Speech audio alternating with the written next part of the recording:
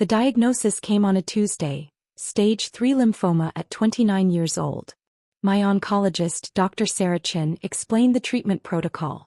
Aggressive chemotherapy starting immediately, 6 months minimum, possible radiation.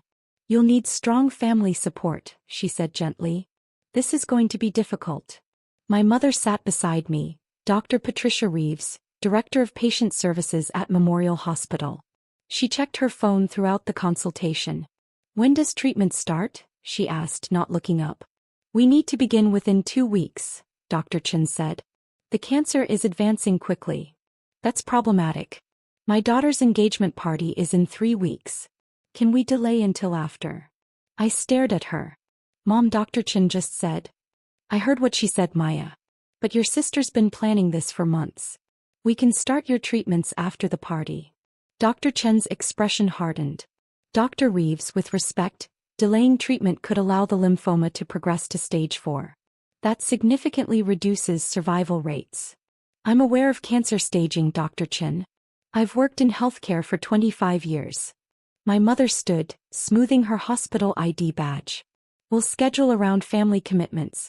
Maya's situation isn't immediately life-threatening. She left before I could speak. Dr. Chen looked at me carefully. Maya, you're an adult.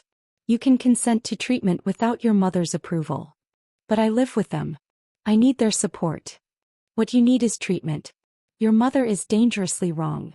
The family dinner happened 1 week before my scheduled chemotherapy. My sister Jade had just finalized her wedding venue, a destination ceremony in Costa Rica, scheduled for exactly 4 months away. Right in the middle of my treatment protocol. I pushed food around my plate, my appetite destroyed by pre-treatment anxiety and the weight of what was coming. The beach ceremony will be at sunset, Jade gushed, showing photos. Mom, you'll help coordinate travel, right? Absolutely, darling. My mother refilled wine glasses. It'll be perfect. My father nodded along. We're very proud of you, Jade. This wedding will be spectacular. I cleared my throat.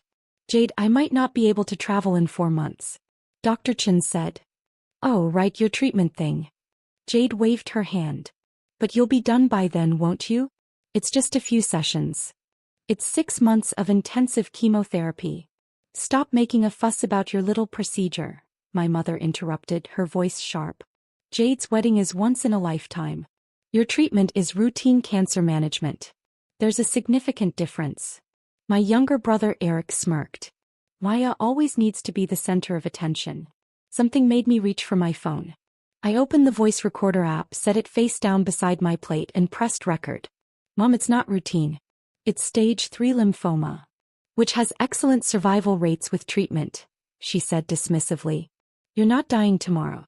Stop being dramatic and support your sister. Dr. Chen said delaying treatment even 2 weeks is dangerous. Dr. Chen is an oncologist, not family. I'm a healthcare administrator with 25 years of experience. I think I understand treatment urgency better than you do. My father nodded. Your mother's the expert here, Maya. If she says it can wait, it can wait. Jade smiled. Thanks for understanding. I need all my bridesmaids there. The photos won't work without you. I'll be in chemotherapy. I might not have hair. You can wear a wig, my mother snapped. Honestly, Maya. Cancer patients maintain normal lives all the time. You're just using this as an excuse to avoid responsibility. It's not an excuse. It's cancer. It's manageable cancer. Stop catastrophizing. He turned to Jade. Now about the bridesmaid dresses. I'm thinking coral to complement the beach setting. I sat there for 90 more minutes, letting my phone record every dismissive word, every cruel comparison, every time my mother used her healthcare credentials to minimize my cancer. When dinner ended, I had 47 minutes of audio documenting a hospital director telling her daughter that stage 3 cancer was routine maintenance and not life-threatening. Chemotherapy started the following Thursday. My best friend Carmen drove me to the infusion center after my family claimed they had prior commitments. The first treatment left me violently ill. I spent 3 days unable to leave bed, my body rejecting the toxic drugs designed to save my life. My mother called once. Jade needs your bridesmaid measurements. Can you handle that today? I can't get out of bed. You're being dramatic. People go through chemo and work full-time. Email her your measurements." She hung up before I could respond. Carmen found me crying in the bathroom after the second treatment, my hair coming out in clumps. "This is abuse," she said flatly. "Your mom's a hospital administrator. She knows how serious this is. She says I'm exaggerating. She's lying. And if she's lying to you, what is she telling patients at her hospital?" The question haunted me. I made an appointment with Dr. Chen. "I need your advice," I told Dr. Chen at my next checkup. "About something unethical I did." I played her the recording. My mother's voice, clear and cold. "Stop making a fuss about your little procedure. Routine cancer management. You're just using this as an excuse." Dr. Chen listened to the entire 47 minutes, her expression shifting from surprise to disgust to professional fury. "Your mother is Dr. Patricia Reeves, Director of Patient Services at Memorial Hospital." "Yes. She has administrative power over patient care policies. She influences treatment protocols. She trains staff." Dr. Chen's voice was deadly quiet. "And she's telling her daughter with stage 3 lymphoma that chemotherapy is routine maintenance that can be scheduled around wedding plans." I know it sounds bad. It's not just bad, Maya. It's medical negligence. But more critically, if she minimizes cancer this severely to her own daughter, how is she treating patients under her authority? She met my eyes. "I need to report this to the state medical board. Your recording, combined with my documentation of her interference, establishes a dangerous pattern." My stomach dropped. "She'll know I recorded her. She endangered your life. She's using her healthcare position to spread misinformation about cancer treatment. The board must know." Dr. Chen paused. "This is your choice. But as your physician, I'm telling you this isn't just about you anymore. She has power over vulnerable patients." I thought about Jade's wedding. The family that abandoned me to suffer alone. The mother who valued appearances over my survival. "Report it," I said. "Report everything." The medical board investigation began within 10 days. My mother received an official notice requiring her to submit patient files, treatment recommendations, and administrative decisions regarding cancer care protocols. My father called, screaming, "You reported your own mother? She could lose everything. Her career, her reputation. All because you're angry about wedding planning? She told me stage 3 lymphoma was routine maintenance. She pressured me to delay chemotherapy for a party. She was keeping family together. Preventing panic. You've destroyed her over a misunderstanding. I have recordings, Dad. 47 minutes of her minimizing my cancer and using her credentials to claim I was being dramatic." He hung up. The investigation moved quickly. The board discovered a disturbing pattern. My mother had been minimizing cancer severity across her entire hospital for years. She'd implemented cost-saving measures that delayed cancer treatments. She told staff that many cancer diagnoses are over-aggressive and encouraged conservative approaches. 3 patients had died after their oncologist's urgent treatment recommendations were overruled by administrative review. My mother's review. My case broke it open. The recording made it impossible to claim the pattern was accidental. 6 weeks into the investigation, my mother's hospital privileges were suspended. The board found evidence of patient endangerment, medical negligence, and abuse of administrative authority to interfere with oncological care. Jade's wedding plans collapsed. My mother was supposed to coordinate everything. Impossible while defending herself against charges that she'd contributed to cancer patient deaths through delayed treatment. Jade called hysterical. "You've ruined my wedding. Mom can't help plan anything. Everyone's talking about the investigation instead of celebrating me. I'm sorry your wedding got affected, but Mom told you to wait a few weeks for treatment. That's not a crime. You've destroyed our family because you couldn't be supportive for one event." She didn't just tell me to wait. She used her position as hospital director to claim stage 3 cancer wasn't urgent. The board found 3 patients who died because she delayed their treatment the same way. Silence. "Then, you're lying. The investigation is public record. Read it yourself." She hung up. The wedding was cancelled. My mother was too consumed with legal defense to plan destination ceremonies.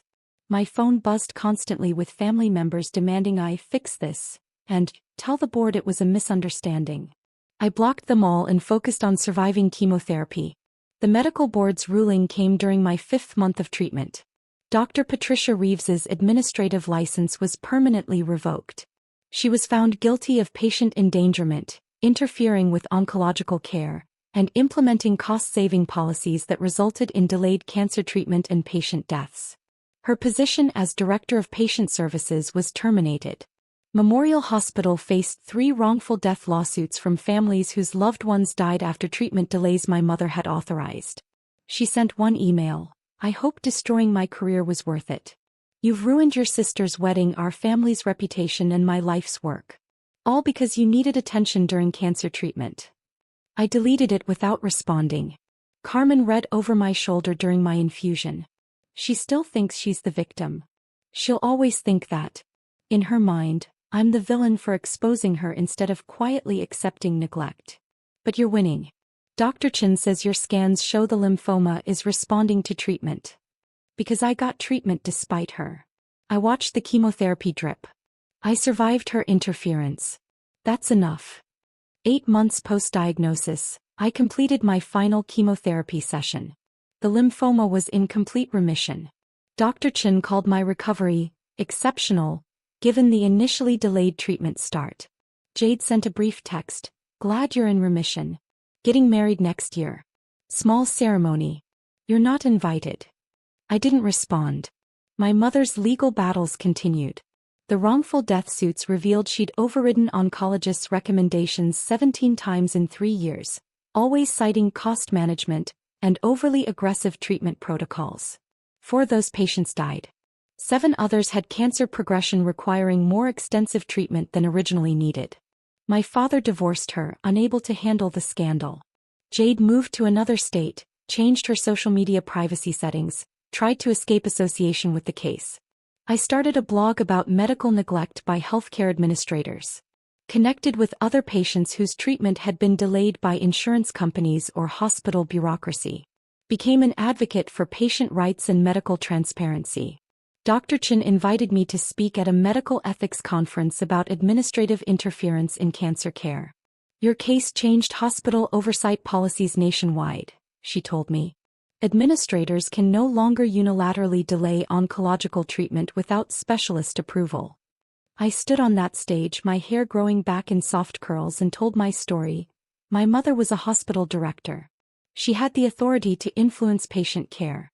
When she told me my cancer was routine maintenance, she wasn't just being a bad parent, she was being a dangerous administrator. The recording proved she treated patients the same way she treated me. The audience of healthcare professionals gave a standing ovation. Afterward, a young doctor approached me. "My hospital's director keeps pressuring our oncology department to reduce aggressive treatment recommendations. I didn't know I could report it until I heard your story." "Report it," I said firmly. "Patients die when administrators prioritize budgets over care." 2 years post-diagnosis, I was thriving. Cancer-free. Working as a patient advocate. Dating someone who'd never questioned whether my cancer was dramatic enough to take seriously. My mother's medical career was permanently over. She'd failed multiple attempts to have her license reinstated. The wrongful death suits had bankrupted her. She'd lost her marriage, her reputation, and her daughter. My phone buzzed one evening. "My father, your mother is in therapy. She wants to apologize. She finally understands what she did." I looked at the message for a long time. Then typed, "I'm glad she's getting help. But I'm not ready to hear it. Maybe never." I deleted the conversation and continued my life, surrounded by chosen family, supportive friends, and medical professionals who'd believed me when my own mother wouldn't. The recording had been necessary. Dr. Chen's report had saved lives. And my survival mattered more than protecting a family that had valued a wedding over my cancer treatment. I'd learned the hardest truth. Sometimes the most dangerous medical neglect comes from people with credentials who should know better. But I'd survived anyway. And I'd used my voice to protect others from the same fate. That was worth everything I'd lost. Because survival isn't dramatic. It's revolutionary. 3 years after my diagnosis, I received an invitation to testify before a state healthcare committee reviewing administrative oversight reforms. My case had become the catalyst for legislation requiring independent oncology review boards. Administrators could no longer override cancer treatment recommendations without specialist consensus. Your mother's actions killed people, the committee chair told me privately. But your courage in recording that conversation saved countless others. I sat at the witness table looking at the panel of legislators and realized my mother was in the gallery. She looked smaller somehow, diminished without her hospital credentials and authority. Our eyes met briefly. She looked away first. Medical administrators wield enormous power, I testified. When they prioritize budgets or convenience over patient care, people die. My mother told me stage 3 cancer could wait for a wedding. He told patients the same lies about their treatments. The recording proved the pattern. After the hearing, my mother approached me in the hallway. Don't, I said quietly. You had 25 years in healthcare. You knew better.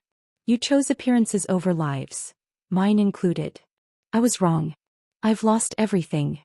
3 patients lost their lives. I almost lost mine. You lost your career. I adjusted my bag. Those aren't equivalent. I walked away, my steps steady, my health restored, my conscience clear. Some bridges burn for good reason. Mine had saved lives in the flames.